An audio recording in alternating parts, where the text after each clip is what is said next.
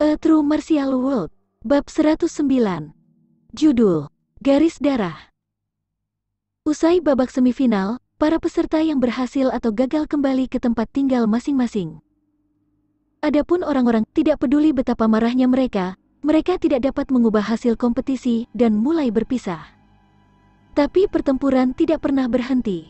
Ketika Yiyun selesai makan malam, dia keluar dari kantin klan suku Tao. Di sana, dia bertemu dengan sekelompok anak yang ingin bermain-main dengannya.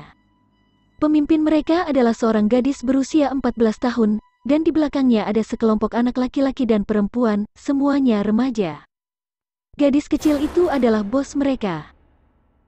Tidak berbeda dengan honcos sekolah dalam ingatannya.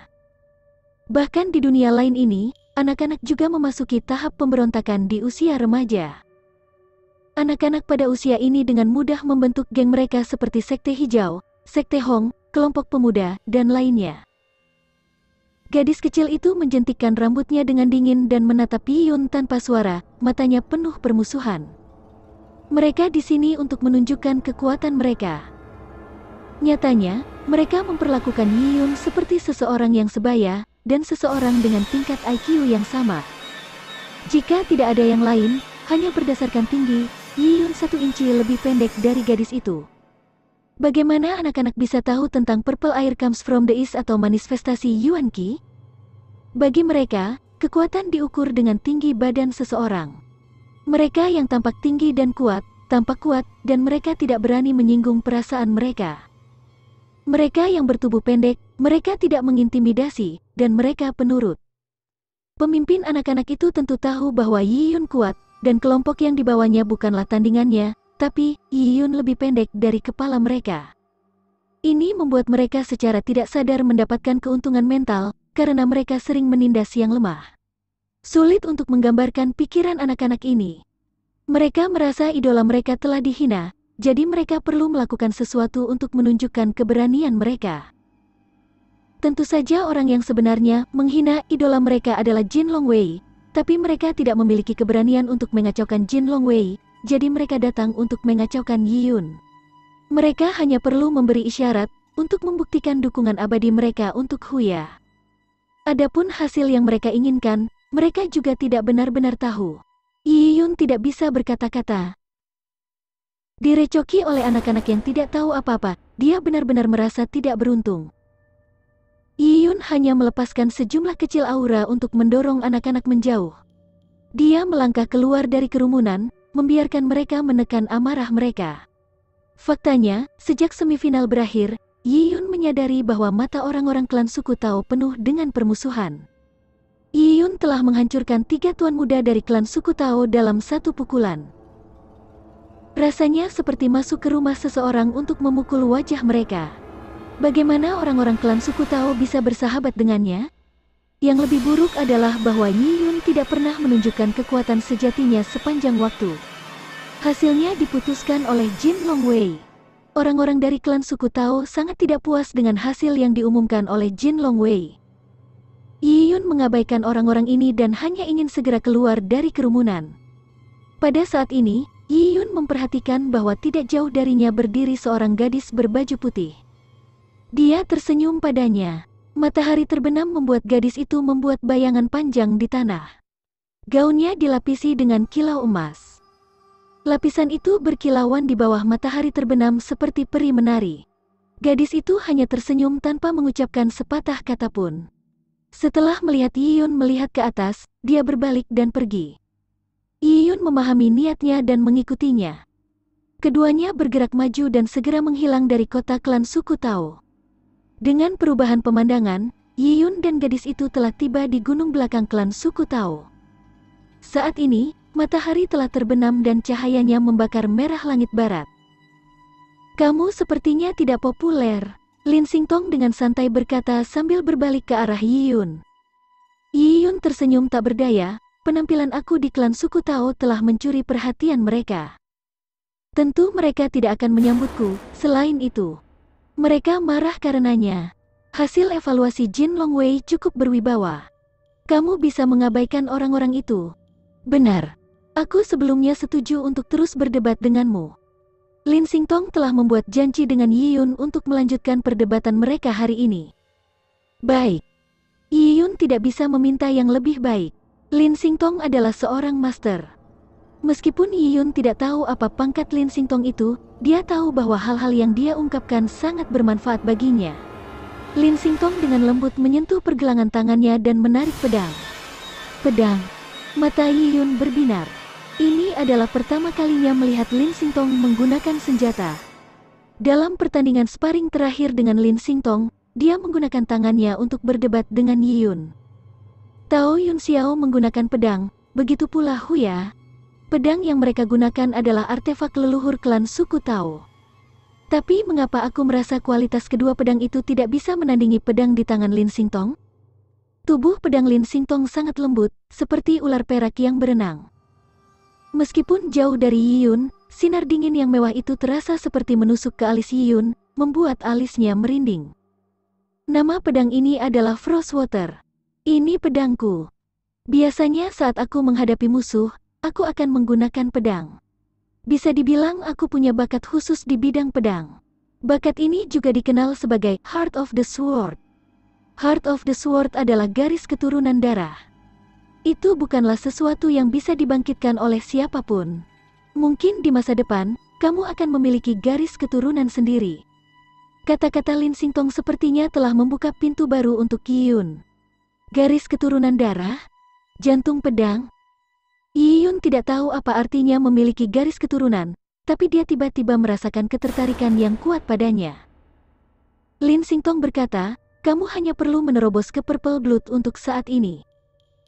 Kamu bisa mengabaikan garis darah untuk saat ini. Itu masih ada di luar genggamanmu. Dengan kata-kata itu, dia mengayunkan pedangnya. Senjata adalah bagian dari tubuh kultivator. Kontak pertama bagi para kultivator di jalan pedang adalah menggunakan pedang dengan tubuh mereka. Langkah selanjutnya adalah menggunakan ki untuk memegang pedang. Langkah ketiga adalah menggunakan hati untuk memegang pedang. Baiklah hari ini, karena ini adalah 9 pedang misterius surga. Mengatakan ini, pedang Lin Xingtong mulai bergerak. Dia melakukannya perlahan, tetapi setiap gerakan dan posisi telah menyebabkan kekuatan langit dan bumi. Gerakannya sempurna dan harmonis. Teknik pedang Lin Xingtong adalah 9 pedang misterius surga. Yi Yun kaget. Sepertinya tidak ada teknik kultivasi yang tidak dia ketahui. Dia tahu tinju tulang rib naga. Dia juga tahu 9 pedang misterius surga. Dan kedua teknik kultivasi ini bukanlah teknik kultivasi utamanya. Teknik kultivasi utamanya adalah sutra hati peri gadis. Tetapi meskipun dia telah mempelajari tinju tulang tiger rib naga dan 9 pedang misterius surga di sampingnya, dia telah melatihnya ke tingkat yang sangat tinggi. Hanya catatan Lin Xingtong tentang tinju tulang harimau rib naga telah memberikan banyak manfaat bagi Yi Yun. Adapun 9 pedang misterius surga, ilmu pedangnya sempurna. Bahkan Yi Yun yang tidak berpengalaman dengan pedang bisa merasakan keajaibannya.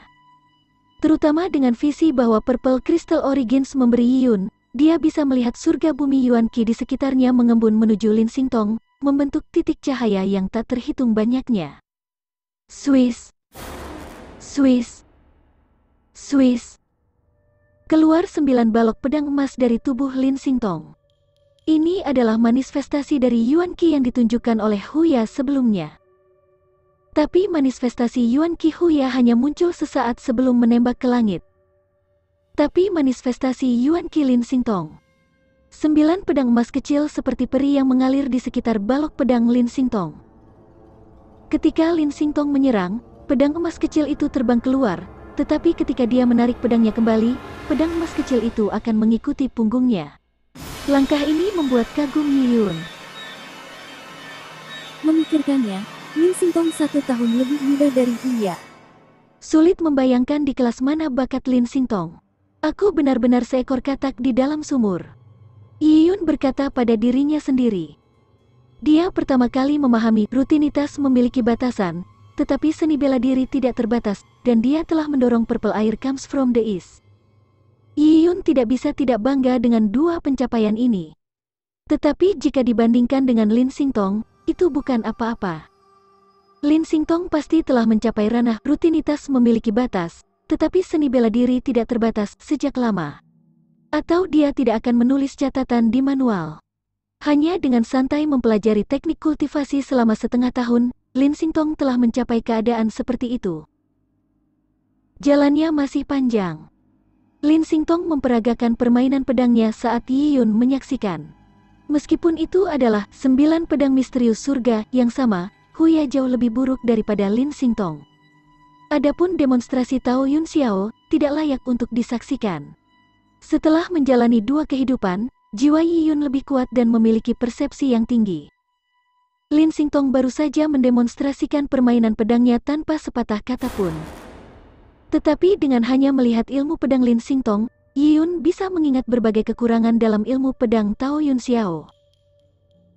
Tao Yun Xiao tidak dapat menunjukkan potensi penuh dari 9 pedang misterius surga ini dan artefak leluhur dari klan suku Tao. Jika cara pedang memiliki tingkatan, maka Tao Yun Xiao berada pada tahap memegang pedang dengan tubuhnya dan pada tahap awal. Yi Yun mulai mengulas. Dengan demonstrasi sempurna Lin Xingtong di depannya, Yi Yun mampu meninjau ilmu pedang Tao Yun Xiao. Dalam hal seni bela diri, Yi Yun jauh dari Lin Xingtong. Yi Yun tidak dapat memahami bahkan 1/10 dari ilmu pedang Lin Xingtong. Tetapi bahkan jumlah ini memungkinkan Yi Yun untuk membuat pandangannya sendiri tentang ilmu pedang. Banyak hal yang hanya bisa dipahami tapi tidak bisa dijelaskan. Setiap orang memiliki tingkat persepsi yang berbeda, jadi Lin Xingtong tidak berbicara dan hanya mendemonstrasikan. Sekarang, wawasan Yi Yun telah menabur benih dalam pikirannya. Ketika kemampuannya meningkat di masa depan, benih itu akan tumbuh menjadi pohon yang menjulang tinggi. Lingkungan sangat mempengaruhi latihan seni bela diri seorang kultivator. Seringkali ketika berdebat dengan seorang ahli, bahkan jika ahli tersebut mendominasi, setelah lama disiksa, seseorang akan menjadi setengah ahli. Jika seseorang sering berdebat dengan boneka, bahkan jika mereka bisa mengalahkan siang hari yang hidup dari boneka, setelah beberapa tahun pemukulan, dia akan tetap menjadi boneka. Yi Yun dan Lin Xingtong berlatih sampai hampir fajar. Lin Xingtong pergi, sementara Yi Yun diam-diam kembali ke klan suku Tao. Beberapa jam kemudian, itu adalah putaran terakhir pemilihan kerajaan. Itu adalah saat final dimulai. Pertempuran ini akan menentukan hasil akhirnya. Aku ingin tahu topik putaran terakhir apa. Yi Yun berpikir dengan antisipasi. Dia bermeditasi sekitar 1 jam sebelum tidur. Dia memasuki kondisi tidur nyenyak. Dengan 4 jam tidur, dia dapat memulihkan kondisi mental optimalnya.